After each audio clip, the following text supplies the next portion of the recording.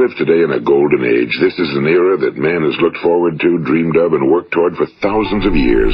But since it's here, we pretty well take it for granted. We in America are particularly fortunate to live in the richest land that ever existed on the face of the earth, a land of abundant opportunity for everyone. But do you know what happens? Well, let's take 100 men who start even at the age of 25. Do you have any idea what will happen to those men by the time they're 65? These 100 men who all start even at the age of 25 believe they're going to be successful. If you ask any one of these men if he wanted to be a success, he'd tell you he did. And you'd notice that he was eager toward life, that there was a certain sparkle to his eye, an erectness to his carriage, and life seemed like a pretty interesting adventure to him. But by the time they're 65, 1 will be rich. 4 will be financially independent. 5 will still be working. 54 will be broke. Now think a moment. Out of the 100, only 5 make the grade. Now why do so many fail? What has happened to the sparkle that was there when they were 25? What's become of the dreams, the hopes, the plans? And why is there such a large disparity between what these men intended to do and what they actually accomplished? When we say about 5% achieve success, we have to define success. And here's the best definition I've ever been able to find.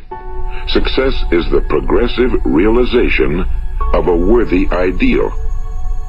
If a man is working toward a predetermined goal and knows where he's going, that man is a success.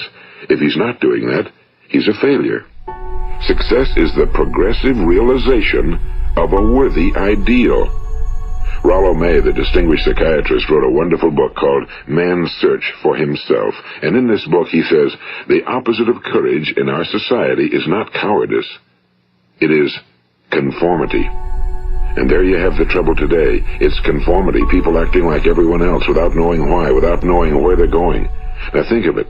In America right now, there are over 18 million people 65 years of age and older. And most of them are broke. They're dependent on someone else for life's necessities. Now, we learn to read by the time we're 7. We learn to make a living by the time we're 25. Usually by that time, we're not only making a living, we're supporting a family. And yet by the time we're 65, we haven't learned how to become financially independent in the richest land that has ever been known. Why? We conform.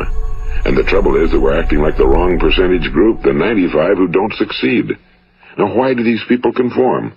Well, they really don't know. These people believe that their lives are shaped by circumstances, by things that happen to them, by exterior forces. They're outer-directed people. A survey was made one time that covered a lot of men, working men, and these men were asked, why do you work?